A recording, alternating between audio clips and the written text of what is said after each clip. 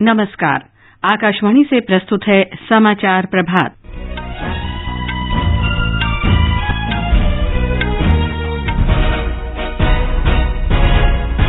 गृह मंत्री अमित शाह ने दिल्ली में कानून व्यवस्था की स्थिति की समीक्षा की, लोगों से अफवाहों पर ध्यान न देने की अपील की। राष्ट्रपति रामनाथ कोविंद ने कहा, भारत और म्यांमार के बीच साझेदारी भारत के पड़ोसी प्रथम नीति को तरजीह देने के दृष्टिकोण पर आधारित। विश्व स्वास्थ्य संगठन ने कहा, नोवेल कोरोना वायरस महामारी का रूप ले सकता है। भारत ने पाकिस्तान से अपने देश में आतंकी संगठनों को सहयोग देना बंद कर धार्मिक रूप से प्रताड़ित अल्पसंख्यकों की भलाई के लिए काम करने को कहा। और खेलो इंडिया विश्वविद्यालय खेलों में भारोत्तोलन और कुश्ती में 3 स्वर्ण पदक जीतकर सावित्रीबाई फुले पुणे विश्वविद्यालय शीर्ष पर।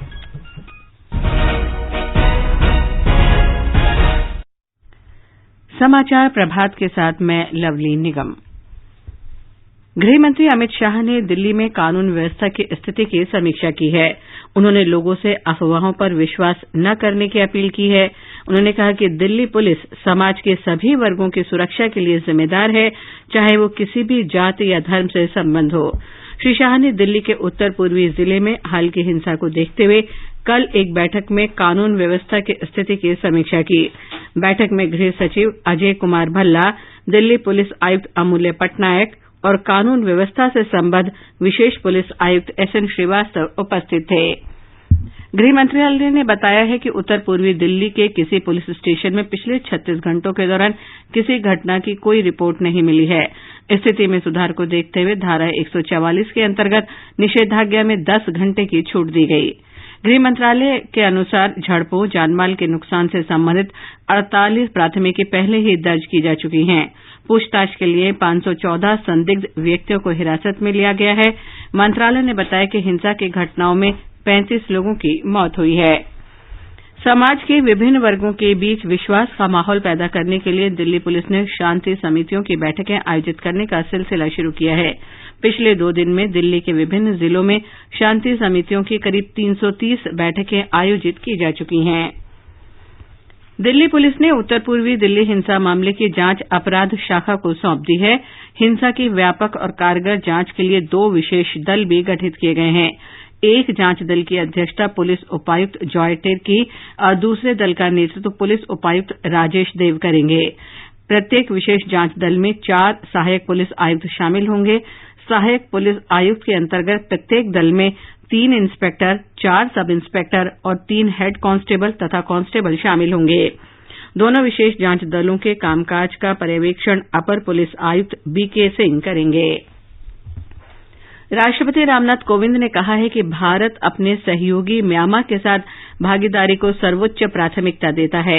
राष्ट्रपति भवन में कल शाम म्यांमार के राष्ट्रपति यू विन मिंट का स्वागत करते हुए श्री कोविंद ने कहा कि भारत और म्यांमार के बीच साझेदारी भारत की पड़ोसी प्रथम नीति को तरजीह देने के दृष्टिकोण पर आधारित है। उन्होंने कहा कि एक शांतिपूर्ण, एकीकृत, संघीय, लोकतांत्रिक और समृद्ध म्यांमार भारत के राष्ट्रीय हित में है। राष्ट्रपति ने कहा कि भारत म्यांमार के इन आश्वासनों की सराहना करता है कि वह भारत के हितों के खिलाफ शत्रुतापूर्ण तरीके से काम करने वाले गुटों को अपनी धरती का इस्तेमाल नहीं करने देंगे।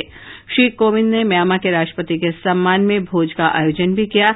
इस अवसर पर राष्ट्रपति कोविंद ने कहा कि स्थायी शांति को बढ़ावा देने के लिए भारत और म्यांमार को समृद्धि के जरिए शांति सुनिश्चित करने पर बल देना चाहिए। उन्होंने कहा कि सड़क निर्माण, जलमार्गों की उपयोग, बंदरगाहों के उन्नयन और द्विपक्षीय विमान सेवाओं में बढ़ोतरी के जरिए दोनों देशों के संपर्क का विस्तार पहले से ही हो रहा है। पूर्वी क्षेत्रीय परिषद की 24वीं बैठक आज भुवनेश्वर में होगी। इसमें बिहार, झारखंड, ओडिशा और पश्चिम बंगाल शामिल हैं। केंद्रीय गृह मंत्री अमित शाह बैठक की अध्यक्षता करेंगे। बिहार के मुख्यमंत्री नीतीश कुमार, पश्चिम बंगाल की मुख्यमंत्री ममता बनर्जी और झारखंड के मुख्यमंत्री हेमंत सोरेन बैठक में शामिल होंगे। मुख्यमंत्रियों के साथ प्रत्येक राज्य से परिषद के सदस्यों के रूप में 2 कैबिनेट मंत्री, मुख्य सचिव और राज्यों के वरिष्ठ अधिकारी भी रहेंगे। हमारे संवाददाता ने बताया है कि केंद्र सरकार के सचिव, अतिरिक्त सचिव और अन्य वरिष्ठ अधिकारी भी बैठक में भाग लेंगे।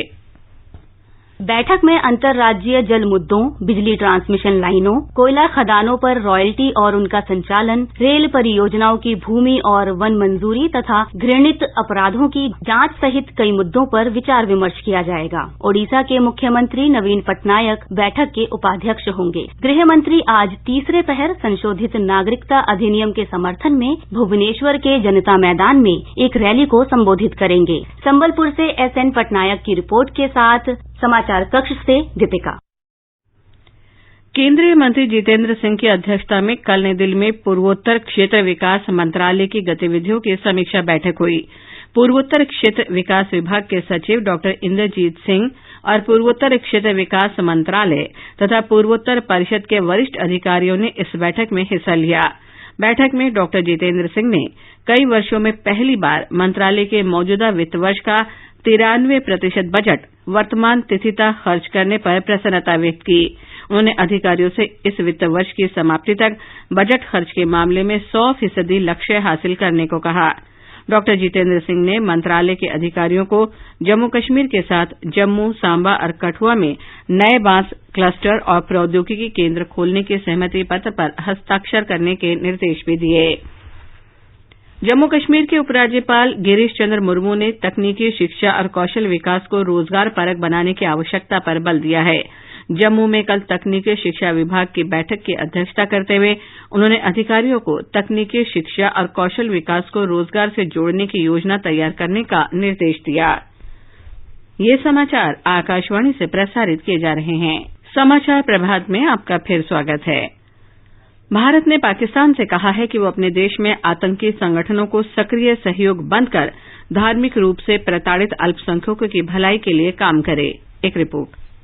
पाकिस्तान के खिलाफ भारत का ये कड़ा बयान कल रात जिनेवा में संयुक्त राष्ट्र मानवाधिकार परिषद के 43वें सत्र में पाकिस्तान के नागरिकता संशोधन अधिनियम और कश्मीर मुद्दे को उठाने के बाद आया। भारत ने पाकिस्तान को सलाह दी है कि वो अपने देश में धार्मिक आधार पर प्रताड़ित अल्पसंख्यकों की भलाई पर ज्यादा ध्यान दे। कश्मीर मामले पर भारत ने परिषद को बताया कि जम्मू कश्मीर में स्थिति तेजी से सामान्य हो रही है और पाकिस्तान आतंकवादी संगठनों को सक्रिय समर्थन देकर केंद्र शासित प्रदेश में अशांति फैलाने की कोशिश कर रहा है। समाचार कक्ष से मुकेश कुमार। विश्व स्वास्थ्य संगठन के अध्यक्ष टेड्रोस अधानोम घेब्रेयेसस ने कहा है कि नोवेल कोरोना वायरस निर्णायक मुकाम पर है। उन्होंने कहा कि पूरे विश्व के देश इस महामारी के घातक रूप से फैलने से रोकने के लिए संघर्ष कर रहे हैं। एक रिपोर्ट। सऊदी अरब ने पड़ोसी देश ईरान में वायरस संक्रमण से होने वाली मौतों की संख्या बढ़ने से श्रद्धालुओं की पवित्र इस्लामिक स्थलों की यात्रा पर प्रतिबंध लगा दिया है। इधर जापान और इराक ने स्कूल बंद करने के आदेश दिए हैं। अब कोविड-19 महामारी अकेले चीन में ही नहीं बल्कि दक्षिण कोरिया और इटली जैसे देशों में भी फैल रही है। इसे देखते हुए महामारी की आशंकाएं बढ़ती जा रही हैं। इस वायरस से 45 से अधिक देशों में 2760 से अधिक लोगों की मौत हो चुकी है और 81,000 से अधिक व्यक्ति संक्रमित हैं। सबसे ज्यादा मौत चीन में हुई है। ईरान में कुल 26 लोगों की जान गई है। विश्व के वित्तीय बाजारों में इन आशंकाओं के कारण गिरावट दर्ज की गई है कि बड़े पैमाने पर बाजार बंद होने से व्यावसायिक गतिविधियों में बाधा आ सकती है और इससे वैश्विक वृद्धि पर विपरीत असर पड़ सकता है। संक्रमण से बचने की कोशिश में खेल प्रतियोगिताएं और समारोह स्थगित कर दिए गए हैं। यूरोपीय संघ ने कहा है कि वह आर्थिक नुकसान का सामना कर रहा है। इसके अलावा चीन पर निर्भर आपूर्ति प्रणाली पर भी असर पड़ रहा है। धर्मेंद्र, आकाशवाणी समाचार, दिल्ली। अमेरिका की बड़ी प्रौद्योगिकी कंपनी फेसबुक ने कोरोना वायरस फैलने की आशंका के कारण अपनी वार्षिक F8 डेवलपर्स कॉन्फ्रेंस रद्द कर दी है। ये बैठक सिलिकॉन वैली के शहर सेंट जोस में मई की शुरुआत में होनी थी, जिसमें आमतौर पर फेसबुक से जुड़े दुनिया भर के हजारों सॉफ्टवेयर निर्माता शामिल होने थे। अमेरिका के स्वास्थ्य अधिकारियों ने उत्तरी कैलिफोर्निया में कोरोना वायरस के एक मामले की पुष्टि की है। ऐसे 60 मामलों में ये पहला ऐसा मामला है जिसके मूल का अब तक पता नहीं चला है। और अब प्रस्तुत है एक भारत श्रेष्ठ भारत श्रृंखला की एक और कड़ी।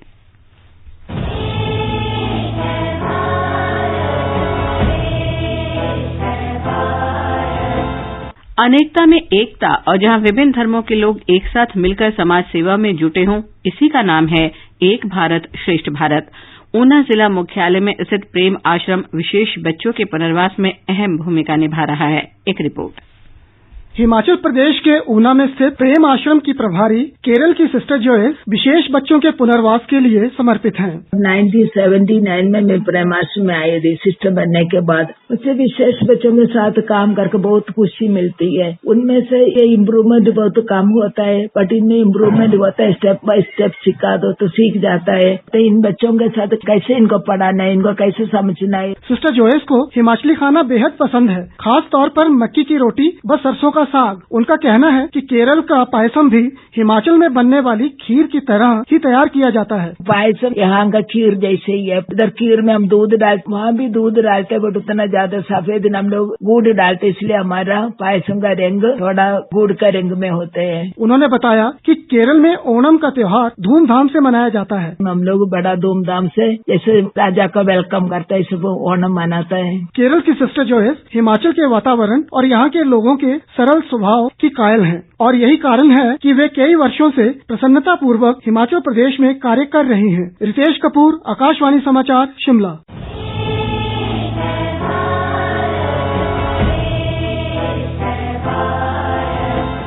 खाद्य प्रसंस्करण मंत्री हरसिमरत कौर बादल की अध्यक्षता में नई दिल्ली में अंतर मंत्रालय अनुमोदन समिति की बैठक में प्रधानमंत्री किसान संपदा योजना के अंतर्गत 32 परियोजनाओं को मंजूरी दी गई।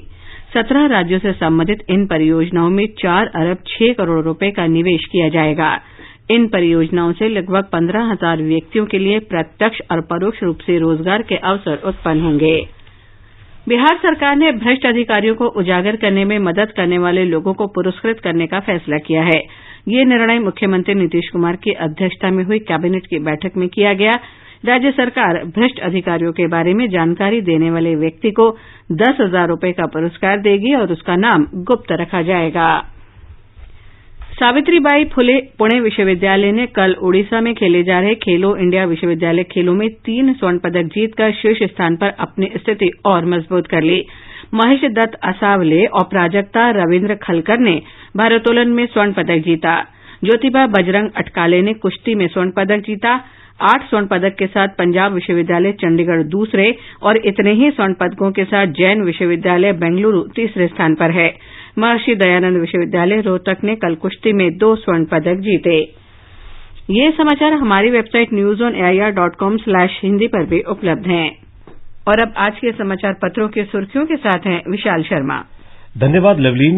दिल्ली में हुई हिंसा पर आरोप प्रत्यारोप तेज होने की खबरें लगभग सभी अखबारों में है। दैनिक भास्कर की सुर्खी है, अब तक 48 केस दर्ज, 136 दंगाई गिरफ्तार, 2 एसआईटी करेंगी दंगों के मामलों की जांच। दैनिक जागरण की पहली खबर है, आप पार्षद ताहिर के घर मिला तबाही का सामान, घर सील, पार्टी की सदस्यता से निलंबित। कांग्रेस अध्यक्ष सोनिया गांधी के नेतृत्व में कांग्रेस के एक शिष्टमंडल का राष्ट्रपति से मिलने को अधिकतर अखबारों ने जगह दी है। पंजाब केसरी ने रक्षा मंत्री राजनाथ सिंह के इस बयान को प्रमुखता से दिया है कि 2024 तक 35,000 करोड़ होगा रक्षा निर्यात। चीन में फैले कोविड-19 के बाद वुहान और टोक्यो में फंसे भारतीयों को स्वदेश लाने पर नवभारत टाइम्स की सुर्खी है, चीन से 112 और जापान से 124 लोग लाए गए। 15 टन चिकित्सकीय सामग्री लेकर वुहान गया था ग्लोब मास्टर। राष्ट्रीय सहारा की यह खबर ध्यान खींचती है कि यमुना के गंदे पानी से चलाई जा सकती हैं 10,000 बसें। पत्र लिखता है, इस पानी से निकाली जा सकती है हाइड्रोजन गैस, जिससे वाहन चलाने का हो चुका है सफल परीक्षण। पत्र ने केंद्रीय परिवहन मंत्री नितिन गडकरी के इस बयान को भी दिया है कि उन्होंने ये सफल परीक्षण स्वीडन में देखा है। और अंत में मुख्य समाचार एक बार फिर। गृह मंत्री अमित शाह ने दिल्ली में कानून व्यवस्था की स्थिति की समीक्षा की और लोगों से अफवाहों पर ध्यान न देने की अपील की। राष्ट्रपति रामनाथ कोविंद ने कहा, भारत और म्यांमार के बीच साझेदारी भारत के पड़ोसी प्रथम नीति को तरजीह देने के दृष्टिकोण पर आधारित। विश्व स्वास्थ्य संगठन ने कहा, नोवेल कोरोना वायरस महामारी का रूप ले सकता है। भारत ने पाकिस्तान से अपने देश में आतंकी संगठनों को सहयोग देना बंद कर धार्मिक रूप से प्रताड़ित अल्पसंख्यकों की भलाई के लिए काम करने को कहा। और खेलो इंडिया विश्वविद्यालय खेलों में भारोत्तोलन और कुश्ती में 3 स्वर्ण पदक जीतकर सावित्रीबाई फुले पुणे विश्वविद्यालय शीर्ष पर। इसके साथ ही समाचार प्रभात का ये अंक समाप्त हुआ। नमस्कार।